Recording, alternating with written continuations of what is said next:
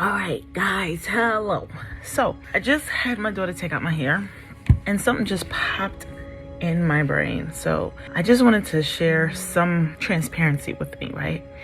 And I hope it resonates to some of you guys, because this is, my husband asked me the other day, what stands you alone from everyone? And I said, I can't really ask that question. I would have to ask my client and see how they feel that I stand alone, because I was once a client of many different companies trying to help me build my credit, trying to get repair, and I've even did ebooks. So I've done it all. And so I just wanted to be a pillar, a platform for people that were seeking whether they wanted to do it by themselves, because inevitably that's what we wind up doing. We wind up fixing our credit ourselves, whether they want to hire a company or they just want to sit where it is and complain why doors are not open. And so what I want to share with you guys is a story. And the reason why, I literally just had her take this out. You still see the clumps of junk that's in my hair. But let me tell you why I did this and why I left it this way. Guys, please blame it on the head, not the heart, if I forget to mention your name. But I want to tell you guys about, I'm going to take you back in time with me, because right now I'm just going to put a pin right there. We're not going to talk about credit right now. Okay, we're going to talk about you. We're going to talk about the inner you and how you feel about yourself. So let's go a little deep. So it's 2009. I'm about to get married, and so I'm excited. I don't have so much money. There's so much things going on, and I forget my hair. Guys, I forget my hair. I'm doing everything, I've gotten help with getting my dress and everything like that, catering and help with getting things aligned. But no one reminded me to do my hair. Well, that should have been the first thing, right? It kind of was on the back burner because I usually put myself last. I kind of put everything that needs to be done first. And so by this time, I'm like, oh my gosh, I don't have enough money to get my hair done. And so my girlfriend, my childhood, actually was like, I have a wig that I can send down to you. And I was like, okay, give me that wig. And I was so happy that was, available to me. I need y'all to stay focused, because I might veer off a little bit, but I'm gonna bring it right to the point, right? But it's a story that I need to tell you. And so I went and put an ad on Craigslist. I know I didn't know anyone who could do this. It was a lace front, and I didn't know anybody who can install it. And at that time in 2009, it's not like now. Like right now, you can just literally find somebody named, or you can go on YouTube. But I just basically found someone answered my ad. I was like, oh yeah, I can do it for you. Now, let me explain something. Anybody who did cosmetology, I took it in high school. The number one rule is never say you cannot do something, right? Because you're just starting and nobody's going to sit in your seat. I forgot about that rule. So anyways, I go to her and guys, look, she came and she said, yeah, I can do it. Sat in a chair. She braided my hair. I'm like, okay, this looks about right. She put on a wave cap, like a stocking cap, put it on top of that. Next thing I know, she's putting glue all in the wig. And I'm like, anyway, you ain't got a choice now. You're already in a chair. Let's go. I'm getting married the next day, guys. I'm getting married the next day. She puts the wig on top on the stocking cap and wave cap, whatever you want to call it. Looks like a stocking cap. It's like a little knee high. She does that. And I'm like, this does not seem right. But anyway, I'm getting married, so I don't care. Okay, next couple of days, it's so itchy. Anyone who ever knows and whoever wore weave glue, that black weave glue, is so itchy after a while. So my scalp is real sensitive. So I'm like, TJ, I gotta get this thing off of me. Okay, so I'm putting oil. Guys, stop playing. I put the oil. I'm just like, it's not budging. So I'm like, TJ, I'm getting concerned. I think of the girl with the Gorilla Glue, and no joke, it didn't go that far because that's Gorilla Glue, but I could not get this thing to come off. She put so much of that glue on that it was like cement to my head. All right. So TJ was like, babe, the only thing I can do is shave off your head. Oh my gosh. Okay. So for all of you guys that seen my hair short in a boy style, that was because my hair had to get cut that way and it would never grow back. Okay. So then I got pregnant. Every time it would try to grow back, it would fall out. It would just fall out. It would fall out. And so I was like, what's happening? But during that lifetime, I really was low. I felt low about so many things, especially myself. And so the frequency, the vibration, now that I know now, I didn't know then, but now that I know now, that vibration, that aura I was giving off, the universe responded to that frequency, right? So nails is short. I mean, guys, I bit my nails so short that I could not stop biting my nails until it bled. I'm going deep with you guys, because if you don't go deep with yourself, not a nothing, not credit, not money, not love is going to heal you, because you got to heal within, right? So fast forward, my hair's falling out. I mean, guys, it was like years. I couldn't get braids. I couldn't do anything because it was literally the same way this side is. That's how my whole head was cut, okay? That's how my whole head was cut. So let's fast forward a little bit. We get to the point I get fired from a job, and it opened up my eyes, and I said, you know what? I'm never gonna work for a company again, right? It was humiliating. And I say this to say, once we started a trash business, right?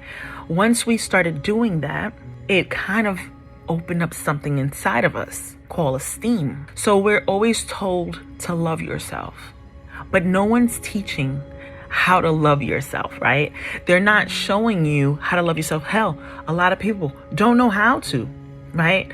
So that little seed that was planted with accomplishments that we were doing when we started the trash business, we learned how to get trash cans, we learned how to build people, we learned how to engage with people, we learned how to build a business. By that, the frequency of where I was before and then where I was getting was a gap. I was leveling up.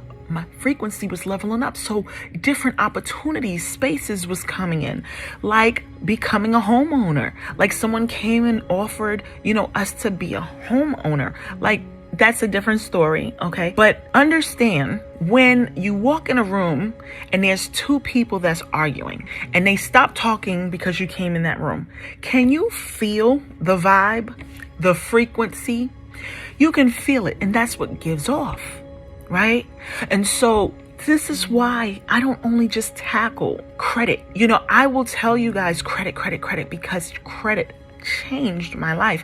So let me just give you a home run. Let me connect the dots, right? So after we did the trash business, now that we're scaling up, we're starting to feel good about ourselves. Unbeknownst to us, that's what was happening, right? Started to learn about frequencies and understanding, what you give off is like basically what comes back to you, right? So I will tell you that we got so big with our trash business that the clients outgrew what we were able to do. We got so big, we weren't able to handle the clients because we had a truck and a trailer. Now, had we known about credit then, oh my gosh, we would have had a trash truck. Everything was cash money. Every time we got a check from one of our clients, it would go straight into another expense and in, out. So had we known about credit, it would have changed our life, okay? So we lost the trash business. We lost our apartment, got evicted. We were homeless. And then what happened was, and before I tell you about the homeless, I'm going to tell you another deep, intimate thing that I said to my husband. I said, you know what? We were working so hard because you know what? Everyone thinks they want to be a business owner till they realize the hours you really have to put in. It's a lot of work. It's a lot of hours. And you cannot come trying to be a business owner with the same mentality as an employee. It doesn't work that way. We were struggling so much thinking like someone was going to tell us, you have to know everything. You have to do everything. So I said to him, TJ, we're really missing out on the children. We don't spend no time. It's really ridiculous. I wish we can stay at a hotel. And that would force us because we would be around so many other people and we wouldn't leave the children so much, right? as if we were doing this to go party. No, we were doing this. We were busting our butt to do this. But however, I still thought that, and I spoke it, and I was in tune with that feeling. I don't remember how long it was until after we got evicted. I don't know how long it was after from the time we got evicted to we actually started living into a hotel. And I say this to say, your words are powerful. Guys, you are amazing creatures. That's what I say. And I say it with love. I say that to my children all the time and my husband. You are amazing beings. And you have to see yourself for yourself. No one's going to be able to, not credit, not money, not love. Nothing is going to heal you until you internalize who you are, where you are, and love it. So everyone says, oh, Toy, you're so sensitive. You really get an attitude quick. And I love it. And I love that about myself. Once you realize it, at first I used to get mad. Like, no, I don't. No, I do. I'm sensitive. You know why? Because I give my 100% to whoever. And when you do something, it really does something to me. It really, really hurts my feelings, like deep, deep, deep. Because I'm like, I would never think to do that. Why would you do that? You understand? So however it comes out, whatever. All right. So now I said to TJ, I want to go by the rich people, where the rich people live. I want to see what cars they drive. I want to see what they eat. The situation where we were in one of the richest spots in New York, because between the time that I got evicted and this time, a family member and us, we were supposed to live with a family member. And guys, don't do that. But if I didn't go through that, I wouldn't have had the journey, right? So I already had it in my mind. Like, you see, I could tell you from the time that I'm like, oh my gosh, what is happening? Everything's happening to me. Boo hoo hoo. Woe is me, right? And then I got to the point where I'm like, yo, we're homeless. Like, this is real. This is a situation. And someone just uttered in my ear, Toya, what is your credit score? And I had no idea. I had no idea. And he's like, you don't know what your credit score is? Okay, I tell you what, I give you $25,000 for it. That's all I had to hear. I only had to hear the opportunity. And then Toya's wheels turn. And from that point, as you can see, now we're in a space where we're exactly where I asked the universe, God, Father, Mother, Creator, ancestors known and unknown. And it's not that I don't believe in God. I believe in God. I just don't know the name, Yahweh. We've been taught so much. So you know what? I cover everything. And so everything I spoke happened. We were in a hotel. We were in where the rich people live. Saw the cars, saw what they ate. See, and I realized, not then, I realized I had spoken it all into existence. I had created a vision board in my mind. I just never put it on paper, never understood it. I spoke it, right? And so we're there, and I learned about credit. Once you change your vibration, you are going to level yourself up. And when I say change it, up for the good. And when I tell you guys, I have hair. And of course, I'm going to get it braided. I ain't going to hold you. But I have hair. I have nails. These are mine. I have self-love. And as I go into the situation, I continuously level up because I know who I am internally. So if I come out to you and say, hey, let me change your life, and it doesn't resonate, you're not ready. And I'm not here to convince you. Because what happens is you're going to change your credit life. You're going to change it for a minute, and you're going to revert right back because you're still trying to heal. Once you get into it and you say, this is where I want to be, and I want to level up, and I want to change my credit, that's when I want to talk to you. Because I'm going to show you what's happening with me. And it's not a boast. It's a testament that you can do it too. It's a testament that when you heal yourself, you can come on Facebook with your hair looking like a hot mess and still be okay. This is probably going to go viral. And guess what? I'm okay with that. I'm having a webinar. I would love for you to join me. I want to show you. I don't only just talk about credit with my group. I'm a coach. I'm a mentor. I teach you how to love yourself in every aspect of the meaning. I teach you how I went from 400, the low 400 credit score, to the high 700s, because my husband say, Toya, you know, when you're talking about the BMW and you're going too hard on how high the credit scores and how many credit cards you have and how we're getting the house built, you're not going to reach your whole audience because they're going to think it's unattainable. And when I tell you guys, we went from foreclosure, when I tell you we were evicted, when I tell you we used to get cars from the gas station because we couldn't afford to go, we can pay $800, scramble up a couple of paychecks, get that car and pray that it lasts for 12 months.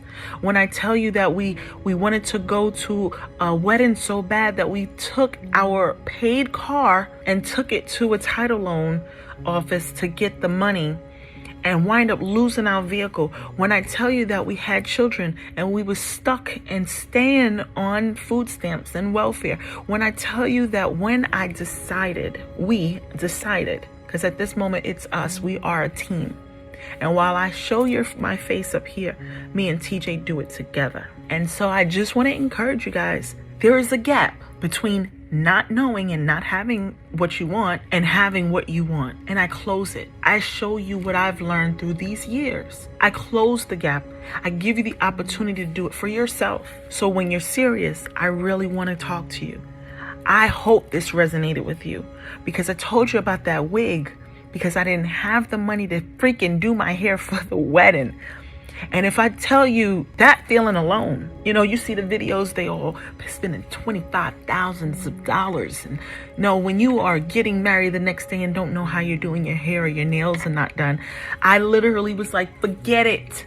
I'm not doing my nails. My girlfriends went to the store and got me some press-ons and put them on that night, guys. I was over it. I went to Craigslist and I'm very crafty. Went on Craigslist and I got used items. My wedding was beautiful, but had I known about credit? And so, no, you're not far from success. It's your mind.